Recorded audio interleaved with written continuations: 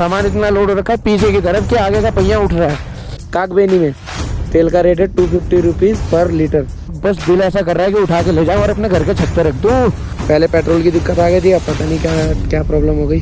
Means काली, गा means Gandaki. ये नेपाली जो थाली होती है ना उसमें आप अनलिमिटेड खा सकते हो। हम गधे खुद नहीं कैरी करके चले, दूसरों को ज्ञान देना हमको आता है, हम खुद ये करते नहीं है। तो यहाँ एक चेक पोस्ट में हमें रोक लिया गया है अपनी ID अपडेट करने के लिए। हाथों का हाल देख लो क्या हो रखा है।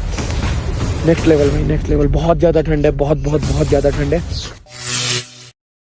स्टार्ट करते हुए गाइस खूबसूरत से नज़ारे से। तो आज का दिन स्टार्ट हो रहा है यहाँ से। हम जा रहे हैं मुक्तिनाथ टू लोमानथांग। फिलहाल तो अभी जा रहे हैं काकबेनी में अपन खाना वाना करेंगे क्योंकि भूख लग रही है बहुत ज़्यादा खतरनाक। सुबह ही सुबह हम मुक्तिनाथ हो गए हैं। आपने प्रीवियस वाली वीडियो देखी होगी। तो अनिल ब्रदर और मैं अब मेरी बनेली पे हैं। ठकुरी अपनी बाइक पे सिंगल आएगा और दो ब्रदर जो थे, एक क्रेजी है, एक दूसरा भाई है हमारा, तो वो पल्सर पे आ रहे हैं। तो बाकी अभी अपन लोग जा रहे हैं काकबेनी के लिए निकलेंगे यहाँ से। तो अब सीधा डाउन हिल है, बस ब्रेकिंग का थोड़ा मेरे को ध्यान रखना पड़ेगा। बाकी सब ओके है और लगेज सब मेरे बाइक पे बांध दिया है, सब फिट होकर अपना निकल रहे हैं। आज का हमारा सफर होने वाला है लोमानथांग। स्टार्टअप कर रहा हूँ गोप्रो से, फेस कैम से नहीं कर रहा हूँ। फेस कैम करूंगा सीधा खाना खाने वाले टाइम पे। सो गाइस नज़ारा चेकआउट करो। अब रिटर्न होते हुए ये रास्ता जा रहा है काकबेनी और बाइक स्टार्ट करने की भी जरूरत नहीं पड़ रही है मेरे को, तो अपने आप जा रही है, सूं जा रही है, बस ब्रेक मारना पड़ रहा है। अब यहाँ से लेके लोमानथांग तक सेम टू सेम यही नज़ारा है क्योंकि लोमानथांग में भी टोटल जो है ना वो सैंड है, मतलब पूरा टोटल सैंड माउंटेन्स है। ये है मड माउंटेन, ये पूरा मिट्टी का बना हुआ है और पत्थरों का बना हुआ है। बट लोमानथांग में है ड्राई सैंड। भाई मुझे पता है भाई हमारी क्या हालत होने वाली है, बट ओके है भाई, लाइफ में एक बार एक्सपीरियंस करना जरूरी है हर चीज़। अब क्या पता कल क्या हो, तो इसीलिए भाई आज अपन जा रहे हैं, आज अपन एक्सपीरियंस करेंगे Lomanthang. Kagbeni, did you know the word Kagbeni is made up of 3 different Nepali words that defines the place it located. Ka means Kali, Ga means Gandaki, and Beni means the confluence of 2 rivers Kali and Gandaki. Damn. तो ये fact की बात है guys. तो ये काकबेनी का नाम ऐसे रखा गया था। यहाँ पे देखो बंदे लगे पड़े हैं, संतोष भी लग गया है खाने के लिए, मेरा भी आ चुका है। सबके पास चिकन है, सिर्फ मेरा वेज है। भाई हम शुद्ध शाकाहारी हैं। बोलने देगा या नहीं?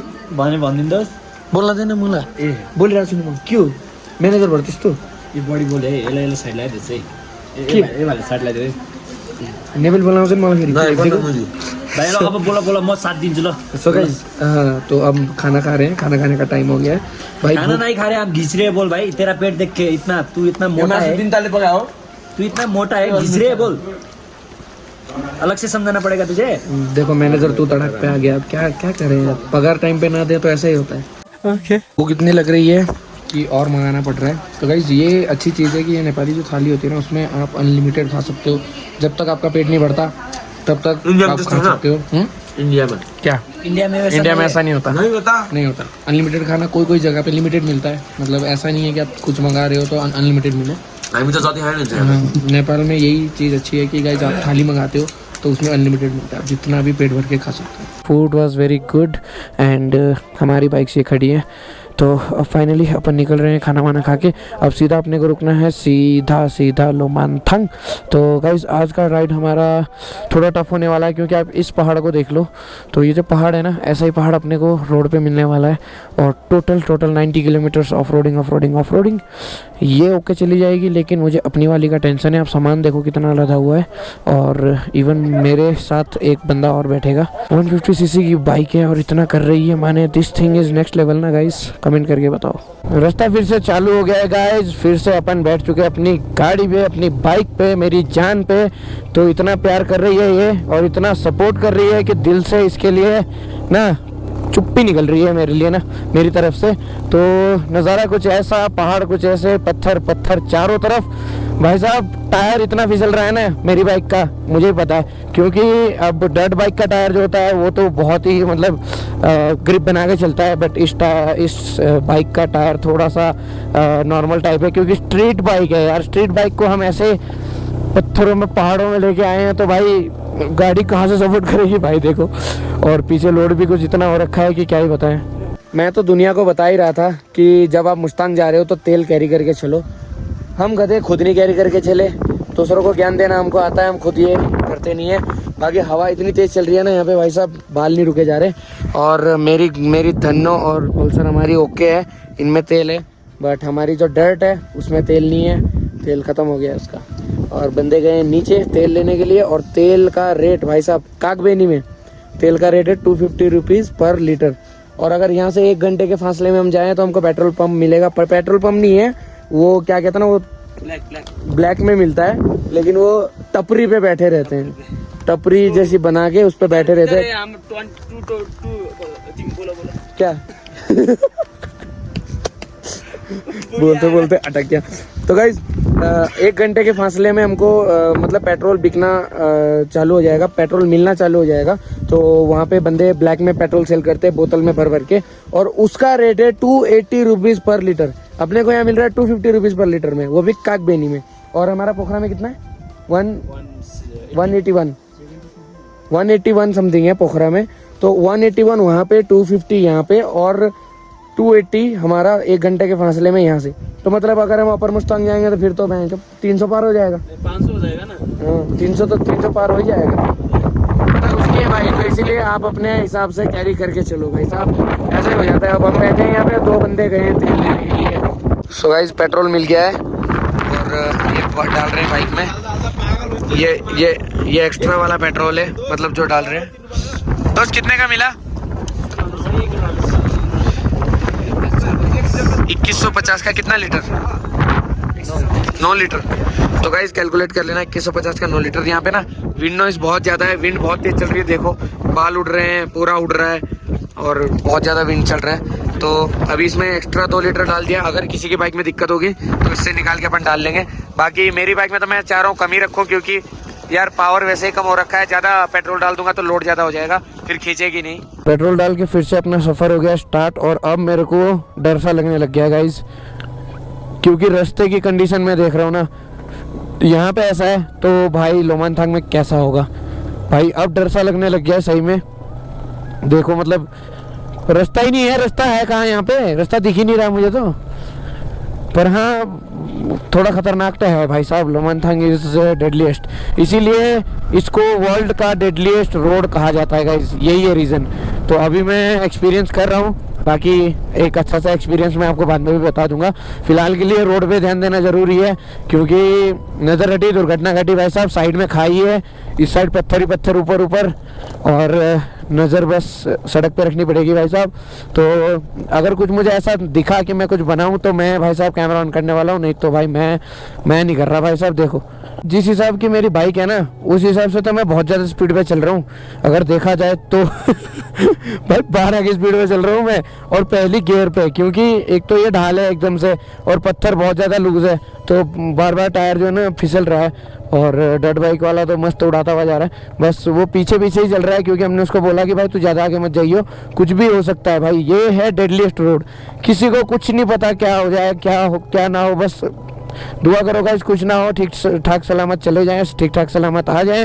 और बाकी अगर कोई और भी आ रहा हो तो उसके लिए भी हम दुआ करेंगे भाई, अच्छे से सफ़र करो आप जहाँ भी आप जाते हो। फिलहाल के लिए ये देखो सड़क ही नहीं है भाई साहब, मेरी इतनी फट रही है ना, क्योंकि हमें डबल लोड और ऊपर से पीछे है सामान। और दूसरी एक और बात बताऊं फैक्ट की, तो ये हो रखा है कि हमारे में सामान इतना लोड हो रखा है पीछे की तरफ कि आगे का पहिया उठ रहा है, तो ये थोड़ा सा बैलेंसिंग नहीं हो पा रहा। बाकी अभी हमने कहा कि अब रुकेंगे तो 2 घंटा ख़राब होगा, क्योंकि सामान खोलो फिर उसको डालो, मसला ही नहीं है। मैंने कहा नहीं भाई अब जैसा है चले जाएंगे हम। तो थोड़ी सी दूर आके, मतलब थोड़ी नहीं ज़्यादा ही दूर आ गए अपन तो, बट थोड़ी दूर आके अपन लोग रुक गए हैं लड़कों के लिए। और यहाँ पे विंड नॉइस का कोई रोक ही नहीं है भाई साहब, दूर दूर तक कोई नहीं दिख रहा है, ना यहाँ से ना यहाँ से। तो लड़के आ रहे हैं, चलो उनकी बाइक की आवाज़ आ गई, और अनिल और मैं थोड़ा रेस्ट भी कर लेंगे। मैंने कहा सब साथ चलते हैं, क्योंकि this is a deadliest road भाई, किसी को पीछे नहीं छोड़ना, कुछ नहीं करना, आराम से अपन तीनों बाइक साथ साथ चलेंगे, कुछ भी हो सकता है भाई, इसीलिए। तो चलो भाई अभी अपना फिर से निकलते हैं। पहले पेट्रोल की दिक्कत आ गई थी, अब पता नहीं क्या प्रॉब्लम हो गई। चलो आ गए, दोनों आ गए, सही है भाई। कुछ तो है भाई साहब, इस वादियों में कुछ तो है, दिल आ गया। ऊपर बर्फ बर्फ बर्फ चारों तरफ, और नीचे ये सारे पहाड़ जो इतने खतरनाक लग रहे हैं भाई साहब। हर मोड़ पे एक नया नज़ारा है, हर मोड़ पे एक नया व्यू है। तो भाई दिल तो कर ही नहीं रहा है कि कैमरा बंद करो, लेकिन क्या करें, स्टोरेज का भी खेल है भाई साहब। मतलब हर मोड़ पे ना समथिंग न्यू देखने को मिल रहा है, कुछ नया नज़ारा हो रहा है। और जो हम पहाड़ देख रहे हैं ना, पहाड़ वही है, लेकिन हर मोड़ पे ना वो अलग एंगल से दिख रहा है, तो खूबसूरती और ज़्यादा बढ़ती जा रही है। बाकी आप ये देखो, दीवारें, मिट्टी की दीवारें, और सड़क नहीं कह सकते इसको, ये भाई नेक्स्ट लेवल है भाई, नेक्स्ट लेवल। जब चैलेंज ले लिया तो पूरा करना ही है, तो रिस्क क्या है, कुछ नहीं है। माउंटेन ड्यू पियो और बस चलते बनो। मैंने तो माउंटेन ड्यू भी नहीं पिया, पर लेकिन चल दिया हूँ भाई साहब। आप सब की दुआ से अपना पहुँच जाएं ठीक ठाक, और मिलूँगा आप सबसे सीधा चाइना बॉर्डर पे। दादा धूल मत उड़ाओ दादा, पर इतना नहीं उड़ा रहा है भाई ये। अभी हम लोग 25% भी नहीं आए हैं, और मेरे हाथों में जो दर्द हो रहा है ना, मुझे ही पता है भाई साहब क्या हो रहा है मेरे हाथों में। 15 या 20 किलोमीटर आगे आने के बाद मुझे ये दिखा है, यहाँ से एक छोटा सा ना विलेज दिख रहा है, और वो ऐसा लगता है जैसे मूवीज़ में दिखाते हैं ना, ओल्ड टाइप होते हैं सब घर, मिट्टी के बने हुए होते हैं, तो बिल्कुल वही वाला फील मेरे को दे रहा है। यहाँ पे मेरे को दिख रहा है विलेज छोटा सा, और इधर एक मंदिर टाइप है, पता नहीं क्या है, और फ्लैग्स लगे हुए हैं, और फ्लैग इतने सुंदर लग रहे हैं ना, मतलब यहीं से आंखों को खा गया कि देखो यार कितने ब्यूटीफुल लगा रखे हैं। पर बंदा गया कहाँ से होगा, मैं तो ये सोच रहा हूँ गया कहाँ से होगा। वहाँ पे ना पुल दिख रहा है ना ब्रिज है। अब यहाँ भी वैसे तो पानी चल रहा है नीचे, वहाँ थोड़ा सा, भाई कैसे गया होगा यहाँ से जाके, वो वहाँ मंदिर पे जाते होंगे या कुछ होगा वहाँ पे, मंदिर जैसा लग रहा है मुझे। कमेंट भी लगाओ अगर आपको पता हो क्या है ये। यहाँ पे हम काकबेनी से मेरे ख्याल से 15-20 किलोमीटर आगे आए होंगे, तो बताना अगर आपको आइडिया हो ये क्या चीज़ है। ओए होए होए, पहाड़ देखो भाई साहब, बस दिल ऐसा कर रहा है कि उठा के ले जाऊँ और अपने घर के छत पे रख दूँ। इतनी खूबसूरती, फिर लोग मेरे घर को देखने आएंगे फिर। लक्की ने मुस्तांग ला के रख दिया छत पे, है ना। लक्की कहाँ बोल रहा हूँ, मैं तो लक्ष्य ने ला के रख दिया। भाई कैसे कट बने हुए हैं पहाड़ों में, इतनी खूबसूरती शहर में कहाँ मिलेगी देखने को। अलग ही लेवल का है भाई एक्सपीरियंस। तो यहाँ एक चेक पोस्ट में हमें रोक लिया गया है अपनी आईडी अपडेट करने के लिए। आपका नाम नंबर लिखा जाएगा यहाँ पे। अभी उड़ा देता दोस्त को, चलो बैठो। तो अभी भी गाइस यहाँ से 65 किलोमीटर है लुमानथांग जहाँ पे अपन जा रहे हैं। तो 65 किलोमीटर, ऐसा ही इससे भी खतरनाक डेडलीस्ट ऑफ रोड है। तो 2 बंदे निकल गए हमारे आगे, वो एंट्री करा के निकल गए और मैंने एंट्री करा लिया और मैं भी निकल रहा हूँ। यार क्या नज़ारा है, मतलब ये मैं सोच रहा हूँ कैमरा बंद ही ना करूँ। वाटर क्रॉसिंग, दोस्त बैठ जाओगे पकड़ के? नहीं पकड़ूंगा, मैं रुक जाऊंगा। हाँ चलो, वाटर क्रॉसिंग आ गया भाई। अब पहला वाटर क्रॉसिंग है मेरा, मतलब यहाँ का आफ्टर मुस्तांग। बनो ना दोस्त। ए पहा दोस्त, पहा काय माते पानी भिजत आणि उसे ते चिसो भइरा मुला। पानी से क्यों जाना है जब यहाँ पे है जाने का। तो मैंने तो अनिल का पोपलू काट दिया, मैंने बोला पानी से आऊँगा, बट मैं आ गया साइड से। और वो भाग के चला भी गया। ये है नज़ारा देखो भाई, डैमेड मिट्टी के पहाड़, और मतलब ये वाटर क्रॉसिंग छोटा सा। जूते नहीं भिगाने मुझे क्योंकि अभी 4 घंटे का और सफ़र है। 4 नहीं, हमको 5 ही लग जाएंगे गाइस, क्योंकि रास्ता ख़राब है एंड हालत तो ख़राब है ही है। बट हाँ, अब मैं सोलो आ गया हूँ तो अब मैं थोड़ा सा डर से बाहर हो गया हूँ, क्योंकि गिरना तो है नहीं मुझे, बट हाँ मैं कंट्रोल कर लूँगा अपनी बाइक को।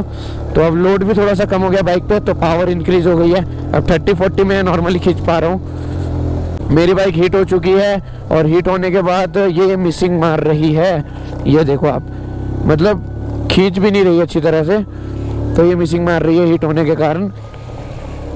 ओके है, कोई मसला नहीं है। ऐसी जगहों पे डरना नहीं चाहिए, have to be fearing and चलो भाई चलो।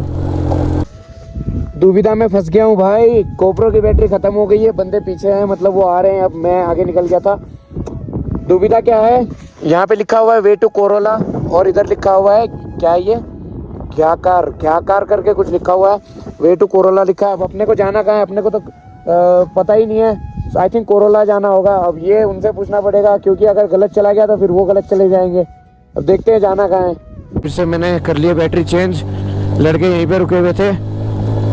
चलो तो अब मैं थोड़ा सा और स्ट्रेच कर लूँ भाई। अब 40 की स्पीड में हमको चलना पड़ रहा है। ठंड बहुत ज़्यादा बढ़ गई है, हाथ मेरे सुन पड़ने लग गए हैं, क्योंकि ये पूरा स्नो एरिया है हमारे इसी पहाड़ पे। आप ऊपर देखो तो स्नो है और नीचे देखो तो आप थोड़ा डाउन है। सो गाइज अभी हम रुके हैं फोटो शूट के लिए and the location you can check here is this.